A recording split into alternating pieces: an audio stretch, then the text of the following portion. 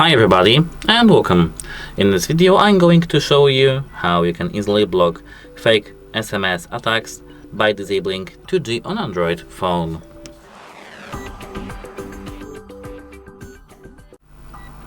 So firstly we need to go to the settings and then we have to head over network and internet. Here we have to enter SIMs and now we have to tap on our SIM. Here now we have to scroll all the way down. At the bottom we will see 2G network protection. Avoid 2G networks which are less secure. This may limit connectivity in some places. Emergency calling is always allowed. We have to have this option enabled, like I do have right now. And this will prevent fake SMS attacks by disabling your 2G network. That's it, hope it helps you and have a nice day.